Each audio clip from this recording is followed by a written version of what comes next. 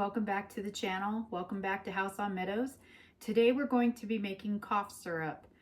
Just like last week when we made elderberry syrup, we were discussing the need to have our pantries prepared for cough and cold and flu season.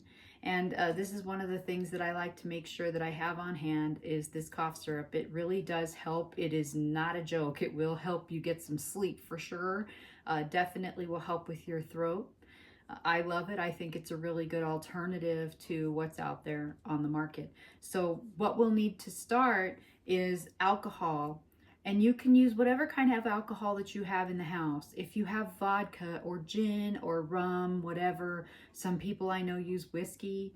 It doesn't really matter what kind you use. It's just up to you. If you've already got a bottle open, especially, use what you've got. I happened to find a deal on this when we were at Costco last week on the spiced rum. And I thought, wow, spiced rum, it's going to be great with the cough syrup. So I went ahead and picked it up and it was cheap. This giant jug was like $12.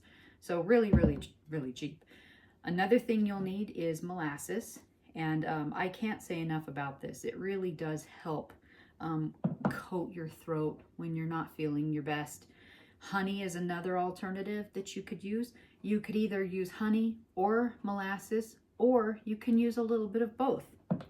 I also will use an entire lemon, squeeze all the juice into this recipe. I use my ginger, and of course I keep jars of dehydrated ginger in my pantry for things like this. Also cinnamon sticks. And then the last special thing you're going to need, if you go to Tractor Supply, you'll find this. It's called Horehound Candy, and they've got it in kind of like a licorice flavor. That's what this one is. And it tastes just like, say, NyQuil. It has that same flavor. I don't love that flavor, but it does help. So I will add some of the cherry flavor to the syrup as well to kind of just give it a good balance. I don't know, it just helps to have less of the licorice flavor. I still think it works though. It works really well to disguise this all flavor. So when you're making it, you're going to do basically a 1-on-1 ratio. So if you were to put a cup of your alcohol in your saucepan, you would also add a cup of molasses or a cup of honey or a half cup of each. So that's what we're going to start with.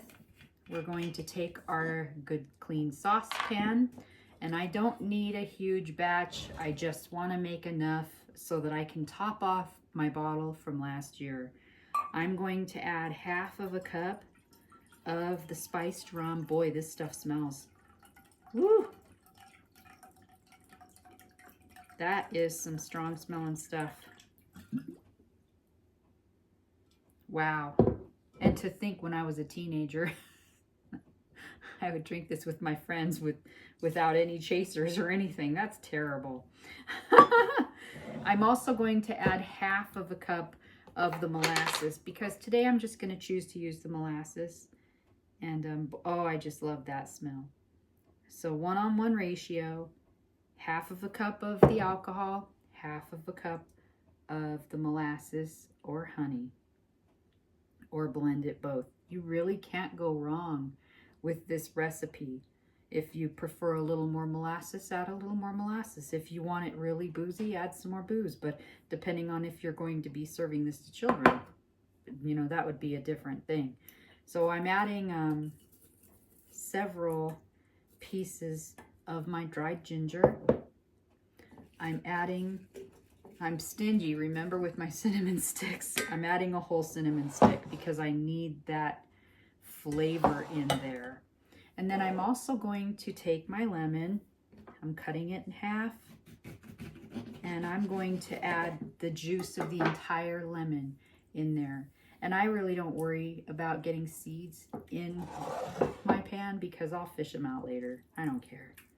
It's not a whole lot of syrup that I'm making, so I can find that seed if it so chooses to dive in, if we have a jumper.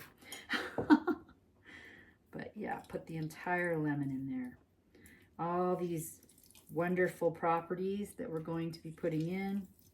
The alcohol sure helps get some sleep if you're lacking that.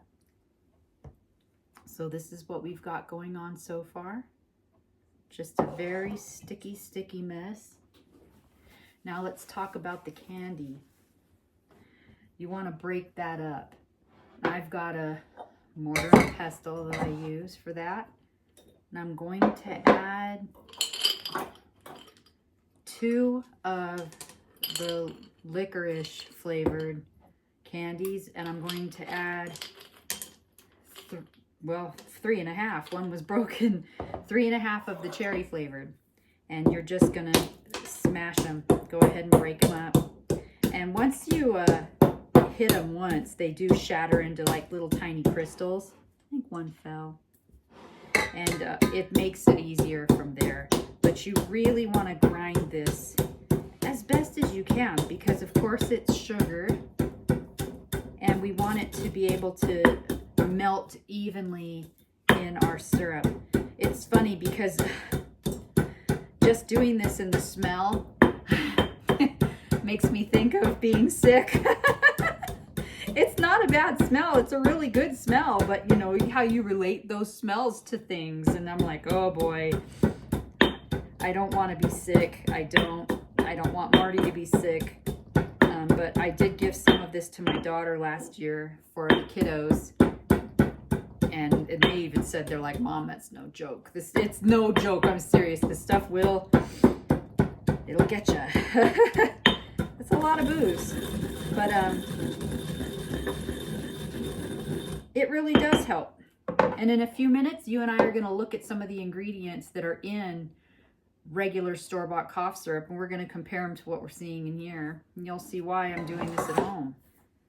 We add that candy blend to our syrup, and then we're going to put this on the stove on a low heat. We don't want it to boil. We don't want it to burn. We just want to get those properties nice and melted together. And then of course the candy melted into this and making it into a nice syrup. And from there we'll strain it and then we bottle it. That's how easy it is. It's so super easy.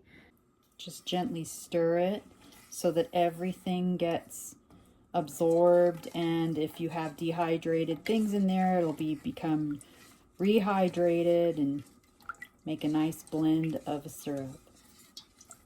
Okay, while the syrup is cooling, let's go ahead and see what's inside these bottles of cough and cold medicine that I've got from last year. And you can see that obviously there's hardly anything left in these. Just didn't want to throw them out. And I think this was from like when Marty and I really were sick with COVID a couple years ago, actually, when I just ran out of everything. But here we've got active ingredients is acetaminophen, dextromethorphan, dexylamine succinate. It's an antihistamine, a nasal decongestant. We've got inactive ingredients of citric acid, editate disodium, blue and red food coloring, flavor, it just says flavor, glycerin, glycol, saccharin, sodium benzoate, sodium chloride, sodium citrate, sorbitol solution, sucralose, and xanthan gum. And this one, it's pretty much the same thing. You have the cough suppressant of the dextromethorphan, acetaminophen. Let me see. Bye-bye. Gotta follow. You just don't have a nasal decongestant in this one. But you've also got potassium, alcohol, because this is the sleep one. Citric acid, yellow dye, blue dye, green dye, flavor, high fructose corn syrup, glycol, saccharin, sodium citrate. So, okay, you guys do what's best for your family. If you feel like, you know, it's no big deal. Obviously, I've bought this myself and used it, so, and I'm still alive. I do find having my own resource for cough syrup is is a good idea. I have all this stuff in my house. The syrup has cooled completely. I have a glass bowl here and my strainer. I'm going to go ahead and strain it, scraping the bowl to make sure I just get all of it. I didn't make very much today. I just wanted to be able to top off my bottle that I've had sitting with my wine that's fermenting in the pantry. So this is the amount that I've gotten. Not very much, maybe a whole cup full. I used a bottle that I had bought. This was a legitimate Barbados rum I'd bought a few years ago because my husband and I, we were trying out some kind of a cocktail that we found a recipe for. So we bought this expensive rum. Well, we thought anyway it was expensive. And we went to go make the drinks and we couldn't stand it. We couldn't stand it. I'm not a huge fan of dark rum at all. And it just wasn't for me. So consequently, I think we used it for cough syrup and it worked just fine. I'm taking what I have in my bottle. I'm just going to add my cold, because it's cooled down quite a lot and it's been very, very cold in the house. So the syrup has really gotten to be quite cool. And I got lost on the internet just looking at stuff as it was. So